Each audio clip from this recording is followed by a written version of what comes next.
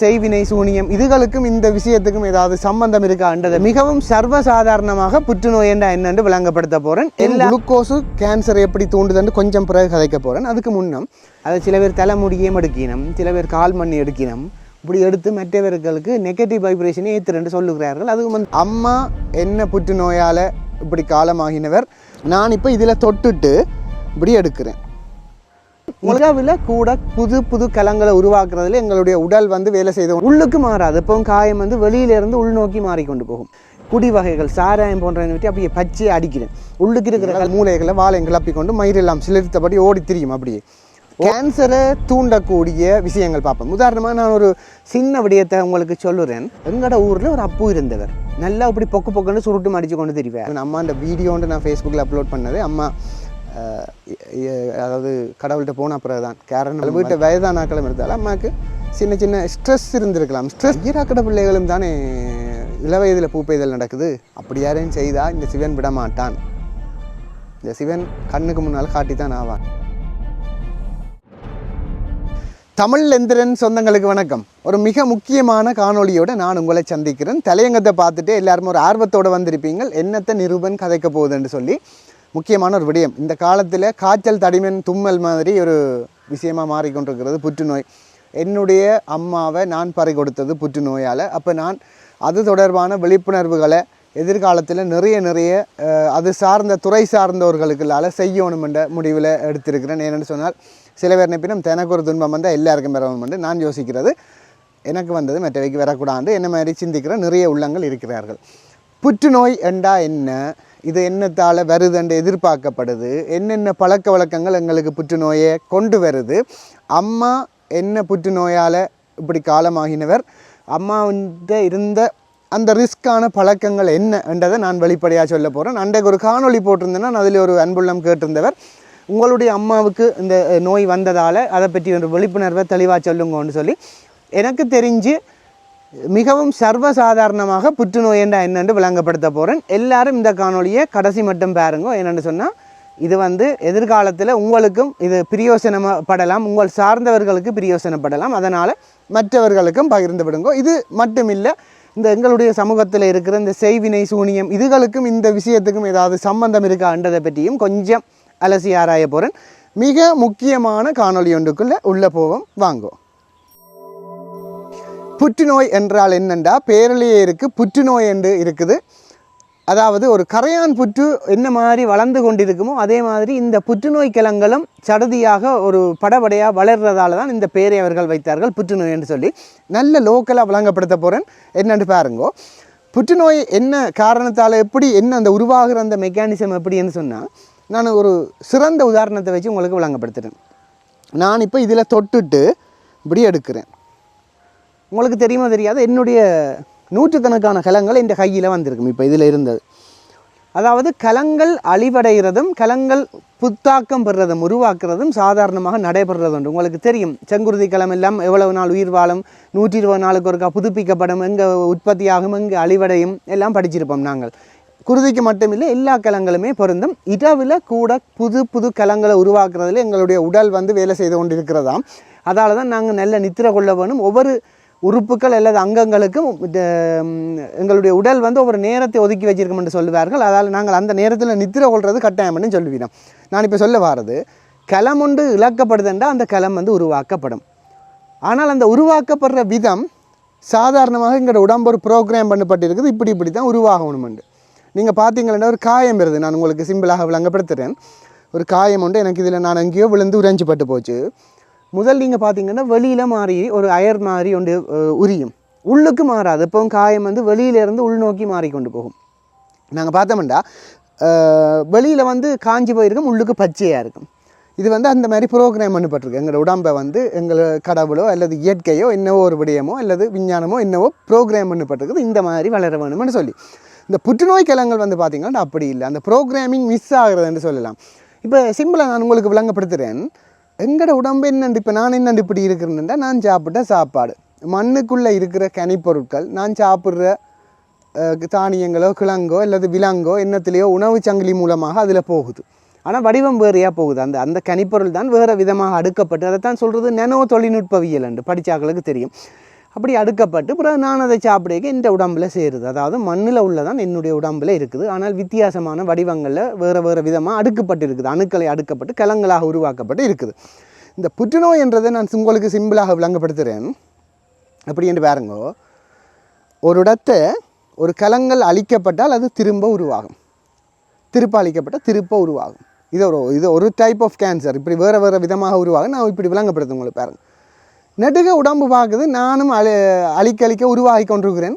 இவன் பாவி நெடுக அழித்து கொண்டே இருக்கிறான். சிம்பிளாக நான் சொல்கிறேன், நான் வெத்தில போகிறேன் அல்லது பார்க்க போகிறேன் அல்லது கடுமையான குடி வகைகள் சாராயம் போன்றவனை விட்டு அப்படியே பச்சையை அடிக்கிறேன். உள்ளுக்கு இருக்கிற கலங்கள் அந்தெல்லாம் அழியும், திருப்ப உருவாகும், உடம்பு உருவாக்கும். திருப்ப நான் அடுத்த நாளும் அதே வேலையை செய்கிறேன், உருவாக்கும் உடம்பு.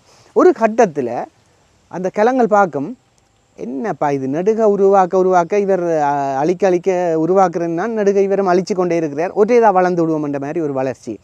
ஒரு பூனைக்குட்டியை ஒரு சின்ன அறைக்குள்ளே அடைச்சி வைக்கிறீங்க. வடிவாக்கலுங்க இந்த கதையை. ஒரு பூனைக்குட்டியை சின்ன அறைக்குள்ளே அடைச்சி வச்சுக்கிறீங்க. சரியான குட்டி பூனை தானே.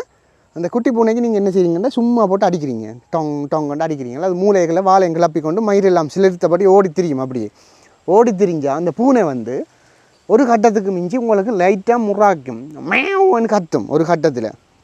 அதுக்கு மிஞ்சி நீங்கள் அடிக்கிறீங்க, 7ஆம் கட்டத்தில் உங்களோட மூஞ்சைக்கு பாயும். அது உன்னை போட்டு தள்ளுறேன்டா பேரண்ட மாதிரி. கேன்சர் செல்ஸும் உடல் வந்து கலங்களை உருவாக்கம் ஒரு கட்டத்துக்கு மிஞ்சி போனால் போகுதுன்னு பெருகிவிடும். அதுதான் டியூமர். இது வேறு இடங்களில் வேறு விதமாக உருவாகுது. என்னமே கேன்சர் இன்னத்தால் தான் உருவாகுதுன்னு அடித்து சொல்லி ஒரு காரணம் இல்லை.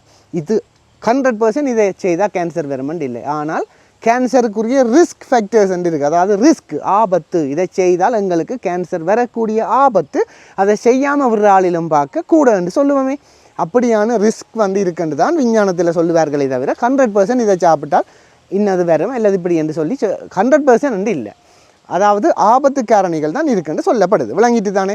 இப்போ உங்களுக்கு நான் புரிய வைக்கிறேன். கேன்சரை தூண்டக்கூடிய விஷயங்கள் பார்ப்போம். உதாரணமாக நான் ஒரு சின்ன விடயத்தை உங்களுக்கு சொல்லுறேன். நாங்கள் கொழுப்பை சாப்பிட்றோம். அந்த கொழுப்பு எப்படி பிரயோசனப்படுதுன்றா பாருங்க. எங்களுடைய கிள மென்சவு, கிளத்துக்கு வெளியில் இருக்கிற அந்த போர்டர் லைன் வேலியை உருவாக்குறது அந்த பொஸ்போலிப்பிட்னு சொல்லப்படுற பதார்த்தம் தேவை. நான் ஒரு பிழையான ஒரு வடிவம் மாற்றப்பட்ட எண்ணெயை நான் உட்கொள்கிறேன் என்றால் அது வந்து அந்த எண்ணெயை வச்சு தான் என்னுடைய கலத்தை உருவாக்க வேணும். அப்போ வடிவம் மாற்றப்பட்ட கலங்கள் உருவாகலாம். அதை விகாரம் என்று சொல்லலாம். அல்லது ஒரு கலம் ஒன்று உருவாக இப்படியான வடிவத்திலான அது உருவாகுதுன்னா நான் அதுக்கு கதிர்வீச்சை கொடுக்குறேன். ரேடியேஷன் இந்த உடம்புல நிறையவே படுதென்றால் எங்களுடைய டிஎன்ஏலாம் ப்ரோக்ராம் பண்ணப்பட்டிருக்குது. அந்த டிஎன்ஏ வந்து மாறிச்சாரியெல்லாம் பிரிய வலிக்கிட்டுதென்றால் அது புற்றுநோய் கிழங்களாக பிரியும். அதால் கதிர்த்தாக்கம், கடுமையான சூரிய ஒளி கணிக்கிறது, சில உணவுகள் மூலம் எடுக்கப்படுகின்ற ரசாயனங்கள், எங்களுடைய கெட்ட பழக்கங்கள், முக்கியமாக புகைத்தல், மது பழக்கம், போதை வஸ்து பாவனைகள், இதை தவிர எங்களுக்கு அதிகமான உடம்பு எடை, இப்படியான விஷயங்கள், எங்கள் உடற்பயிற்சி இன்மை புற்றுநோய் ஆபத்தை அதிகரிக்கும் என்று சொல்லப்படுது. அதுக்காண்டி ஒரு ஆள் எக்ஸசைஸை செய்யலை, அவருக்கு போய் உனக்கு 100% கேன்சர் வரும் என்று சொல்ல முடியாது. இப்போ எல்லாருடைய பிரச்சனையும் ஒரு முக்கியமான விஷயம், குளுக்கோஸு கேன்சர் எப்படி தூண்டுதுன்னு கொஞ்சம் பிறகு கதைக்க போகிறேன். அதுக்கு முன்னம் எங்களோட ஊரில் ஒரு அப்பு இருந்தவர்.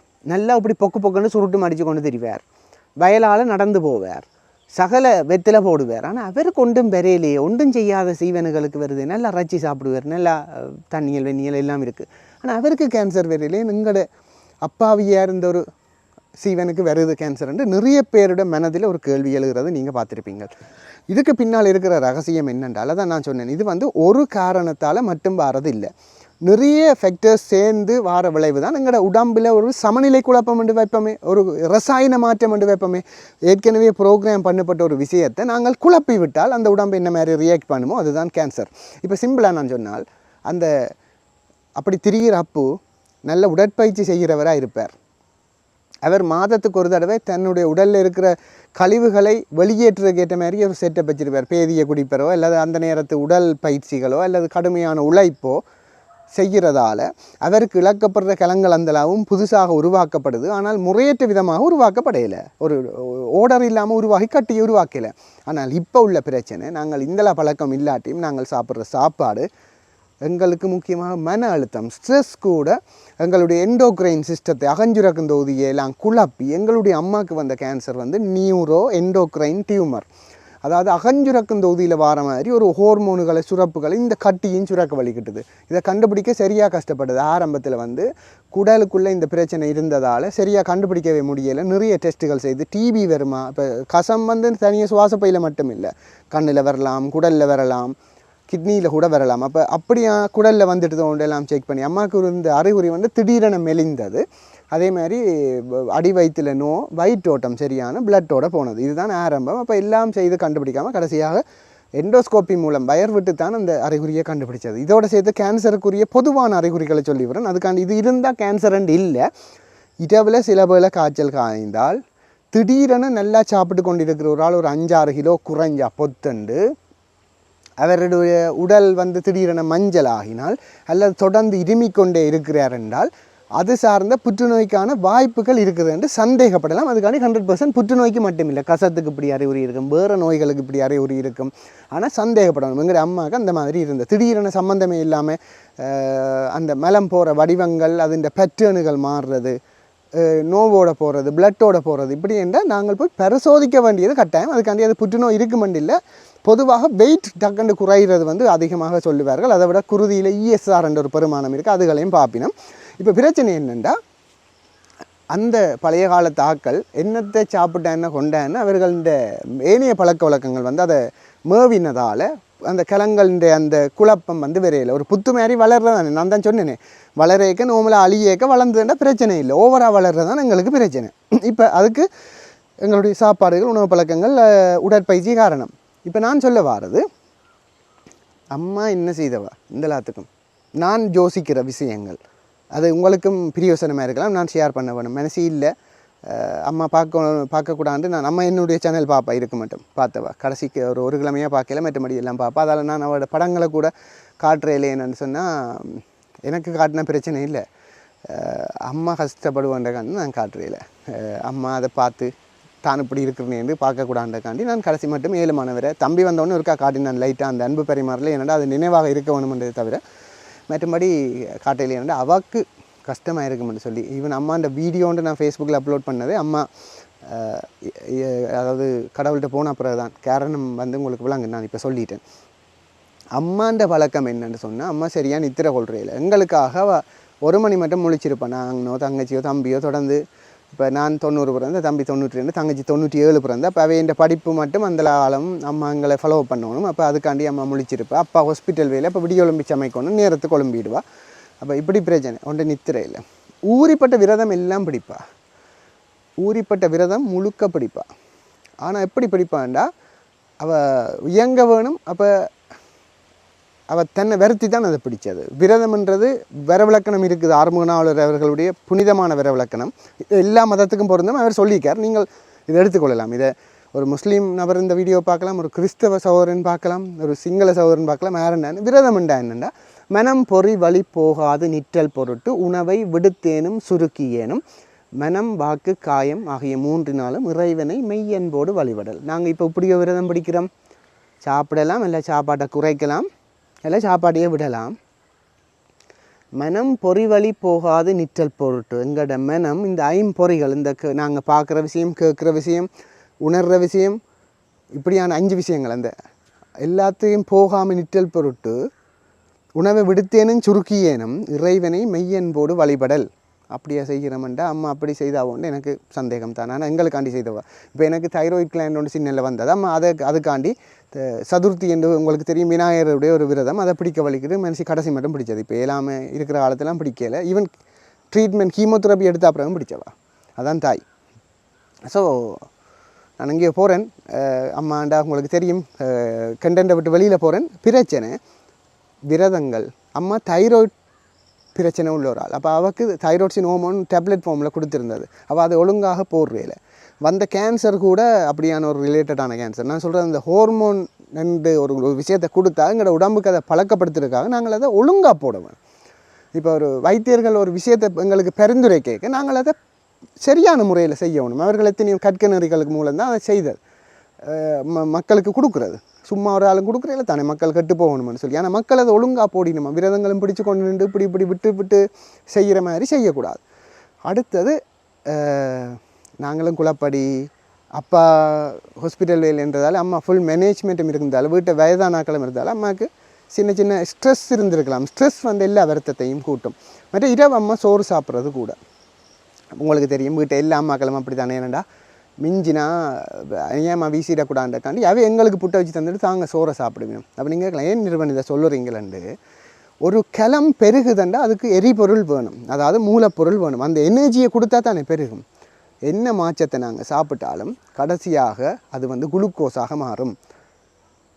நல்ல குளுக்கோஸ் வந்து நாங்கள் இனிப்பு ஆர்டிஃபிஷியல் ஸ்வீட்னஸ் என்ன இனிப்பை சாப்பிட்டாலும் அதிகமான குளுக்கோஸ் பயன்பாடு வந்து கேன்சர் கலங்களை பெருகுவதை ஊக்குவிக்கும்ன்றது மறுக்கப்பட முடியாத உண்மை. ஏன்னு சொன்னால் இப்போ நீங்கள் கேட்கலாம், அப்போ இனிப்பு சாப்பிட்டா கேன்சர் வருமாண்டா. நான் சொல்லுவேன், அடித்து மறைமுகமாக உங்களுக்கு பயங்கர ரிஸ்கில் நீங்கள் இருக்கிறீங்க. நான் உட்பட நானும் ஒரு இனிப்பு பிரியன் தான்.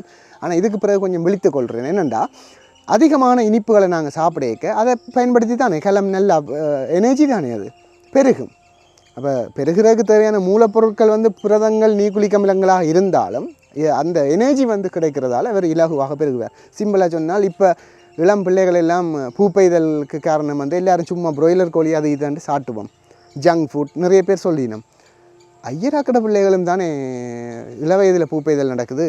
அதாவது ஒழுங்குமுறையாக தங்களுடைய ஆசார சீலர்களாக தங்களுடைய மார்க்கத்தை கடைப்பிடித்து மச்சமே சாப்பிடாத ஆக்களுக்கும் வருதுண்டா. எப்படி ப்ராய்லர் கோழி அங்கே உண்மையாக என்ன பிரச்சனைண்டா, நாங்கள் சாப்பிடுகின்ற மாப்பொருள் குளுக்கோஸ் கூட லிப்பிட்டாக மாற்றி இவர் இந்த ஈரல் விளையாட்டு கொடுப்பார். அவர் எல்லாத்தையும் மாற்றுவார். ஒரு மிக முக்கியமான ஒரு அங்கம் லிப்பிட்டு கூட இருக்குதுண்டா. லிப்பிட் ஹோமோன்கள் அளவும் கூடும்.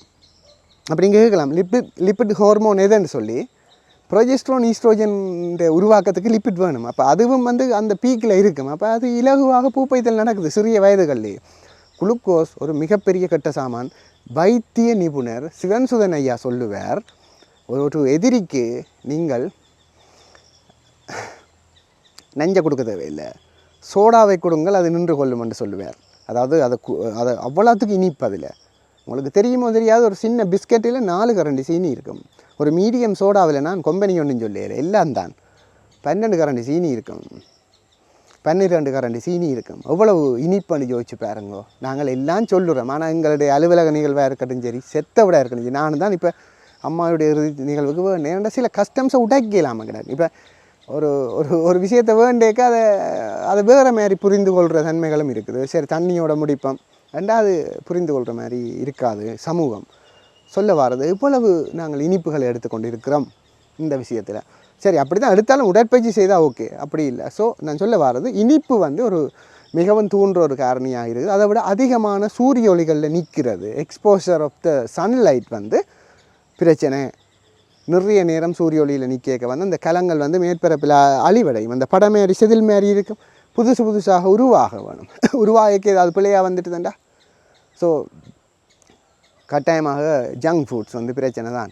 இப்போதையான ப்ரிசர்வேட்டிவ்ஸ் எல்லாம் கெமிக்கல்ஸ், அதுகள் பொலித்தீன் பாவனை, பிளாஸ்டிக் பாவனை. பொலித்தீன் பிளாஸ்டிக்கை நாங்கள் உணவுக்கு சேர்க்கிறோம் ஃபுட் கிரேட்னு சொல்லி, ஆனால் அதில் இருக்கிற மைக்ரோ நேனோ அளவுகள் வந்து சாப்பாட்டுக்கு கலந்து வரத்தான் போகுது. அதுவும் வந்து எங்களுக்கு புற்றுநோய்களை தூண்டலாம் என்று சொல்லப்படுது. ஸோ பிரச்சனை என்னென்னு சொன்னால், இப்படியான விடயங்கள்லேருந்து நாங்கள் எவ்வளோத்துக்கு விலகி இருந்து ஆரோக்கியமான உணவு பழக்க வழக்கம், சரியான மென்டல் ஹெல்த் மன ஆரோக்கியம். முந்தி எங்களுக்கு வகுப்படுக்கிற யார் சைக்காட்ரிக் கன்சல்டன்ட் சிவதாஸ் சார் சொல்லுவார், தன்னுடைய அம்மம்மா போய் குளிக்கிறதுக்கு ஒரு 5 நிமிஷம் கூட எடுக்காதான், 5 நிமிஷம் கூட எடுக்காது. ஆனால் வந்து அவள் பட்டையெல்லாம் அடித்து தேவாரம் பாடி அப்படி நின்று குட்டி இப்படி நின்று குட்டி வீட்டுக்கு நின்றே கும்பிடுவீங்க. நீங்கள் வயசானாக்களை பார்த்தீங்கன்னா சரி தெரியும், என்று அம்மம்மா செய்கிறவ படையறைக்கெல்லாம் போக மாட்டான், நின்ற இடத்தையோ அல்லது வெளியில் முத்தத்தில் நின்றோ கிட்டத்தட்ட ஒரு 20 நிமிஷம் அதுக்கு மினக்கடவினோம். நாங்கள் உடம்புக்கு செலவழிக்கிற நேரம் வந்து ஆரம்ப காலத்தில் குறைவாகவும் மனதுக்கு செலவழிக்கிற நேரம் அதிகமாகவும் இருந்தது. ஆனால் இப்போ நாங்கள் உடலுக்கு செலவழிக்கிற நேரம் பார்த்தா கூட. சோப்புலேயே 5 சோப்பு இருக்கும், வாஷ்ரூமுக்கு போனால் சார் தான் சொல்லுவார். க்ரீமுகள் ஊறிப்பட்டது இருக்கும், பொடி வாஷுகள் பொடி லோஷனுகள், அந்த கோதாரி இந்த கோதாரின்னு சொல்லி பிறகு அதை விட வெளியில் வந்தெல்லாம் செய்து ஒரு 20 நிமிஷத்துக்கு மேலே நாங்கள் உடலுக்கு செலவழிக்கிறது, மனதுக்கு செலவழிக்கிறதே இல்லை. ஸோ இதுகளும் ஒரு காரணமாக இருக்குது. ஏன்னாடா அங்கே நம்ம எந்த வித கெட்ட பழக்கமும் இருக்கல, ஒரு பிரச்சனையுமே இல்லை, எல்லாருக்கும் நன்மை செய்தவா. ஆனால் எல்லா தாயும் அப்படித்தான். ஆனால் அவருக்கு அந்த வருத்தம் வந்து நீங்கள் சொன்னால் உங்களுக்கு விளங்காதது, கடவுளே என்று சொல்லி எல்லா தாயும் இருக்க வேணுமென்று தான் எல்லாரும் வேண்டுறது, எல்லா தாயும் கனகாலம் இருக்க வேணுமென்று. ஆனால் நான் அப்பா எல்லா பிள்ளைகளும் கடைசி கிழமை வேண்டினது அம்மா போய் சேர்ந்துட வேணுமென்று சொல்லி. ஏனெண்டா அவப்பட்ட வேதனை அப்படி கஷ்டப்பட்டவா. ஏன்னா அம்மாவுக்கு பெயின் இருந்தது, கடைசி மட்டும் அந்த உணர்வு இருந்தது, நோகிற உணர்வு இருந்தது. அப்போ அவள் சரியாக வாட்டினது அந்த நோய். அவ்வளவு கஷ்டப்பட்டு தான் அந்த சீவன் போனது. ஸோ மற்றவைக்கு வந்துடக்கூடாது, அப்படி ஒரு கஷ்டம் மற்றவைக்கு யாருக்குமே வந்துடக்கூடாது என்று நான் யோசிக்கிறேன். ஸோ புற்றுநோய் என்ன மாதிரி வரலாம், என்னென்ன ரிஸ்பெக்டர்கள் என்று நான் சொல்லியிருக்கிறேன். குளுக்கோஸ் ஒரு முக்கியமான ரீசன், அதில் கொஞ்சம் கவனியுங்க. இந்த செய்வினை சூனியம் என்ற விஷயம் எனக்கு தெரிஞ்சு நான் அதை பெருசாக நம்புகிறேன். ஆனால் ஒருவர் அது கிளத்தைத்தான் எடுத்து இந்த இப்படி ஏதோ செய்கிறாங்களே, ஏதோ தீய சக்தியை துர்சக்தியை ஏவி விடுறாங்க. துர்சக்தியும் நல்ல சக்தியும் எங்கள்ட மனம் தானே. என்னை பொறுத்த வரைக்கும் நான் நல்லது என்று நம்பினால் அந்த நல்ல சக்திக்குரிய பவர் வேலை செய்யும். நான் எப்பவும் யோசிக்கிறது இப்படி தான். ஆக்களுடைய சவால் விடுறேன். நான் என்ன தெரிஞ்ச ஆக்களுக்கு தெரியும், கடவுளை நான் பூரண சரணாகதி தான் அடைகிறது. இந்த சில பேர் இப்படி என்னது, நானெல்லாம் முன்ன கும்பிட்றேன் ஆண்டவனே, மற்றபடி நான் பார்த்துக்கொள்வேன், ஏழா கட்டத்தில் நீ வான்னு சொல்லி. அந்த நானெல்லாம் பெரிய ஆள், நீங்கள் வர வேணும், நான் உனக்கு பூசை வைக்கிறேன், செலவழிக்கிறேன், அப்படியெல்லாம் செய்கிறேன், இப்படியெல்லாம் ஒட்டு அறுப்பும் இல்லை என்னில், ஒட்டு வில்லங்கமும் இல்லை. நீ தான் முழுக்க, நீ தான் என்ன காப்பாற்றணும் என்று நம்புகிற ஒரு ஆள் நான். ஆனால் நான் என்னுடைய செயற்பாட்டை சரியாக செய்வேன். ரெண்டு சொல்லி போட்டு படுத்து கிடக்க மாட்டேன், வேலையெல்லாம் சரியாக செய்து கொண்டிருப்பேன். சின்ன பிறகு ஒரு காட்சி விட்டுட்டு அதை ஏழமானவரை அடுத்த தரவை திருத்திக் கொள்வேன். பூரண சரணாகதி. அந்த திரௌபதி அந்த இவர்கள் சீலை உரியேக்க அவள் ஒன்றுமே இல்லையென்று கிருஷ்ணர்கிட்ட சண்டுக்கு முதல் ஒற்றை கையால் பிடிச்சாவையோட ஃபைட் பண்ணி கொண்டு ஐயோட அப்படிங்கூடா கொள்ளுங்கூடான்னு சொல்லி, ஒன்றுமே இல்லை நீதான் துணி என்று ரெண்டு கையை பிரிக்க தான் இறைவன் வந்தவர். அதாவது பூரண சரணாகதி அடைஞ்சால் இந்த செய்வின சூனியங்களை நம்பிக்கை இருக்காது. ஆனால் இதையும் நம்பி மற்றவர்களுடைய உடல் பாகங்கள், முக்கியமாக இந்த கலங்கள், அதை சில பேர் தலைமுடியே எடுக்கணும், சில பேர் கால் மண்ணி எடுக்கணும், இப்படி எடுத்து மற்றவர்களுக்கு நெகட்டிவ் வைப்ரேஷனை ஏற்றுறேன்னு சொல்லுகிறார்கள். அதுவும் அந்த சில பேர்ட்ட ராசி பலன்கள் வீக்காக இருக்கிற டைமில் அது அவர்களுக்கு வேலை செய்து அவர்களை தாக்கும் என்று சொல்லினோம். ஆனால் எனக்கு நம்பிக்கை இல்லை. ஆனால் அம்மா அப்படி செய்ய வேண்டிய, அம்மாவுக்கு யாரும் செய்ய வேண்டிய தேவையும் இல்லைன்னா அம்மா எல்லாருக்கும் நல்லதான் செய்தவா. அப்படி யாரையும் செய்தால் இந்த சிவன் விட மாட்டான். இந்த சிவன் கண்ணுக்கு முன்னால் காட்டித்தான் ஆவான். ஒரு 15% இப்போ என்ன சொல்கிறது, வீட்டுக்காரருமே இல்லாமல் இப்படி கோயில்களில் சொன்னதிலையும் வச்சு ஒவ்வொன்றை சொல்லுங்கள். ஆனால் அந்த விஷயம் ஒரு பக்கம் இருக்கட்டும். அப்படி ஒன்று இருந்தால் எனக்கு நம்பிக்கை இல்லை. மற்றவர்கள் நம்பினால் அவர்களுடைய உலாற்றப்படுத்தலுக்காக சிலது அப்படி சொன்னால் தான் அவர்களுடைய மனம் மாறுமெண்டா. அப்படி யாராவது சொல்லி கொண்டு திரிஞ்சால், நான் தான் உபயோகக்கு எல்லாம் பண்ணி நான் கொண்டு நான் என்று சொல்லி கொண்டு திரிஞ்சால், அல்லது இப்படி இதன்றான்னு சொல்லி அதில் இன்பப்பட்டால் சிவனுடைய பதிலடி வேறு விதமாக இருக்கும். அதை நான் 100% நம்புகிறேன், கட்டாயம். ஏன்னு சொன்னால் 68 வயசோ 80 வயசோ 90 வயசோ 110 வயதோ அம்மா தான். அது யாருமே ஃபீல் பண்ண முடியாது. எத்தனை வயதுக்கும் ஃபீல் பண்ண முடியாது அதை. ஸோ அதை பறித்தெடுக்க இந்த யாருக்குமே உரிமை இல்லை. நான் அதான் கடவுள் உங்கள விரதங்கள் பிடிச்சி இப்படியெல்லாம் திரிஞ்சு மற்றவர்களுக்காக வாழ்ந்த ஒரு ஆளுக்கு இப்படி வந்திருக்கேன்னு சொன்னால் பிரச்சனை தான். அம்மா சரியா நித்திரை கொள்கிற ஒரு பிரச்சனை. நான் சொன்னான், கொடுக்கப்பட்ட மருந்துகளை ஒழுங்குமுறைப்படி எடுக்கிறேல, உணவு நேரத்துக்கு உண்றையில். எங்களுடைய அப்பப்பா ஒரு நேரம் உணவு தப்பிட்டுதுன்னா அந்த நேரம் சாப்பிடவே மாட்டார். பழைய ஆக்கள் விரதம் இருப்பார்கள், பேதி குடிப்பினம், அதிலெல்லாம் விஷயம் இருக்குது. ஏன்னு சொன்னால் விரதம் இருக்கிறதால அந்தந்த குளுக்கோஸ் போகாதால அந்த புற்றுநோய் கிழங்குகள் பெருசாக பெருகாமல் உடம்பே அதை அகற்றி போடும். சில வைத்திய ஆய்வுகள் சொல்லுது எல்லாருக்குமே ஒரு குறிப்பிட்ட அளவு புற்றுநோய் கிழங்குகள் இருக்குமாம். ஆனால் அந்த லெவலை விட கூடக்க தான் அது புற்றுநோயாக மாறுது. இதுதான் பிரச்சனை. புற்றுநோய் ஊறிப்பட்ட புற்றுநோய் இருக்குது, வாயில் இருக்குது, களத்தில் இருக்குது, கருப்பை களத்தில் புற்றுநோய் இருக்குது, எலும்பில் இருக்குது, நரம்பில் இருக்குது, அகஞ்சுரக்கும் தொகுதியில் இருக்குது, எங்கே தான் இல்லை, மார்பில் இருக்குது. ஆனால் அது வந்தால் அதுக்கு பிறகு அந்த கீமோவை ஏற்றேக்க நல்ல கலங்களையும் சேர்த்து தான் அது கொல்லும். அது சரியான வெளியாக இருக்கும். முடியெல்லாம் கொட்டி அவர்களோட உருவம் மாறிடும். இது ஒரு அறிகுறி நான் சொல்கிறது. முக்கியமாக இந்த உருவம் திடீரென மாறுதுன்றாலும் கொஞ்சம் சந்தேகப்படுவாங்க. திடீரென வெயிட் லாஸ் ஆகி ஒரு முதுமையான தோற்றம் வருதுண்டா ஒரு வைத்திய பரிசோதனைகளுக்கு போகிறது நல்லம்.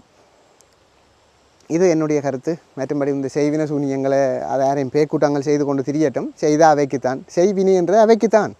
மற்றபடி ஒரு ஆளை இல்லாமல் செய்யலாம். அப்படி யாரையும் பெரிய பவர்ஃபுல்லான ஆளாக இருந்தால் எனக்கு நம்பிக்கை இல்லை. நான் சிவனை நம்புகிற ஒரு ஆள், பூரண சரணாதி உள்ள ஆள். எனக்கு உதவல் வேலை செய்யாது, நான் நம்பல.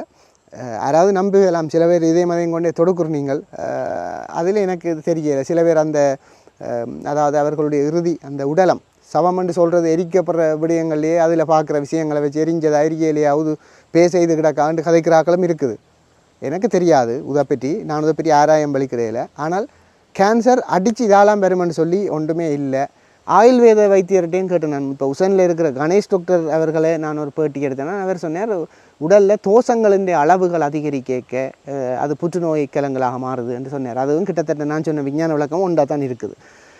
என்னவோ எதுவோ முந்தி இருக்கையில் அல்லது இருந்திருக்கலாம், கண்டுபிடிக்கப்படாமல் இவர்கள் சாதாரணமாக இறந்த மாதிரி இறந்திருக்கலாம். ஆனால் இப்போ கன பேருக்கு வருதுன்றது ஒரு தவிர்க்க முடியாத ஒரு விஷயமா இருக்குது. ஸோ உங்களுக்கு இப்படி வந்துடக்கூடாது ஒரு தர்க்கம்ன்றது என்ற எதிர்பார்ப்பு. இந்த காணொலி பிரியோசனமாக இருந்தால் எங்களோட கலாச்சாரத்தோடு சேர்ந்து நிறைய விஷயங்களை லோக்கலாக கதைச்சிருக்கிறேன்.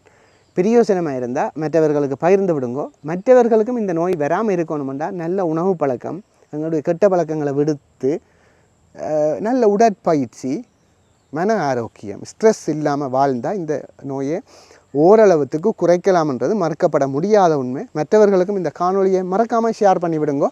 உங்களுடைய பெற்றார்களுக்கும் இந்த காணொலியை காட்டுங்க. ஒரு தயவு செய்து பேரம்மான்னு சொல்லி உங்களுடைய அம்மாவில் அல்லது அப்பாவில் பாசமுள்ள பிள்ளைகள் உங்களோட ஃபோனை கொண்டே அவைக்கும் காட்டினா அதுகளும் கொஞ்சம் ஏதாவது விஷயத்தை எடுத்துக்கொள்ளும் தங்களுடைய மண்டைக்குள்ளே. அப்படி செய்வீங்களன்னு நான் நம்புகிறேன். ஏன்டா நமக்கு நடந்தது மற்றவைக்கு நடக்கக்கூடாது என்று ஒரே நோக்கம்தான். உங்களுடைய கருத்துக்களை மறக்காமல் போடுங்க, உங்களுடைய சந்தேகங்களை மறக்காமல் போடுங்க. அம்மாவின் இழப்புக்கு பிறகு காணொலியை சரியாக ஃப்ரீக்வெண்ட்டாக செய்ய முடியலை. உண்மையாக அந்த மென்டலி எனக்கு ஸ்டெமினா இல்லை. அதான் ரீசன். புரிந்து கொள்வீங்கள் என்று நம்புகிறேன். தொடர்ந்து ஆதரவு தாங்க. மறக்காமல் சப்ஸ்கிரைப் பண்ணாமல் பார்க்குறார்கள், சப்ஸ்கிரைப் பண்ணி போட்டு பாருங்க. காணொலியை லைக் செய்து மீண்டும் இன்னொரு நல்ல காணொலியில் சந்திப்போம். நன்றி, வணக்கம்.